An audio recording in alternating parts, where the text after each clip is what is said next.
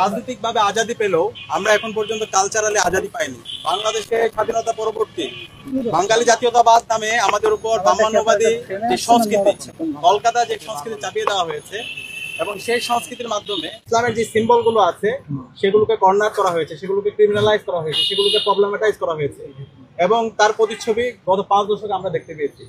আপনারা জানেন এই ঢাকা বিশ্ববিদ্যালয়ে 2023 সালে এই বটতলায় শিক্ষার্থীরা তারা একটা কোরআন তেলাওয়াতের আসর করেছিল।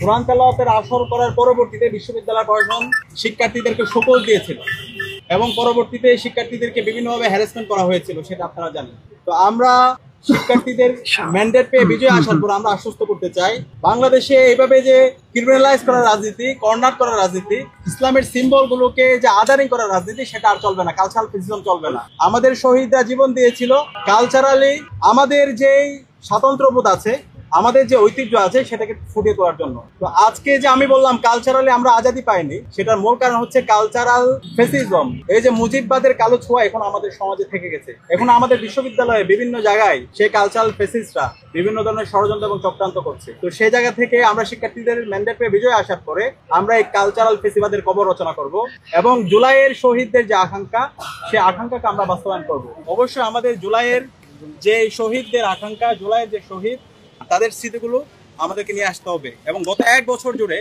আমরা সেই কাজগুলো করার চেষ্টা করেছি। আমরা শহীদ পরিবারের কাছে গিয়েছি, আহতদের কাছে গিয়েছি, তাদের স্মৃতিগুলো শোনার চেষ্টা করেছি।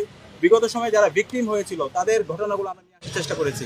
আমরা এমন একটি কালচার এখানে এস্টাবলিশ করতে চাই যেখানে মুসলমান যারা আছে তাদের কালচার সে নির্বিঘ্নে সে করতে পারবে, উৎসব পালন করতে পারবে। আমার যে হিন্দু আছে, আমার যে চাকমা, মারমারি, ত্রিপুরা, রাখাইন সহ সকল ধর্মাবলম্বীরাই তাদের নির্ভয়ে তাদের কালচার তারা চর্চা করতে পারবে এবং সেই ধরনের একটা কালচারাল সেন্টারের হাব হয়ে উঠবে ঢাকা বিশ্ববিদ্যালয়। এখানে কোনো পরিচয়ের কারণে কাউকে আদারিং করা হবে না, কাউকে ক্রিমিনালাইজ করা হবে না, কাউকে কর্নার করা হবে না। তো এই যে বৈচিত্র্যের মধ্যে ঐক্য, এই কথাগুলো আমরা বারবার বলছি। একটা হচ্ছে inclusive university, unity in diversity, সেটা ইনশিওর করাই হচ্ছে আমাদের উদ্দেশ্য এবং সেই উদ্দেশ্যে আমাদের জোটের নাম দিয়েছি ঐক্যবদ্ধ শিক্ষার্থী জোট। তো ইনশাল্লাহ আমরা যখন শিক্ষার্থীদের ম্যান্ডেট পেয়ে জয়ী হয়ে আসবো, একটা মাল্টি কালচারাল ইনস্টিটিউশন হবে আমাদের ঢাকা বিশ্ববিদ্যালয়।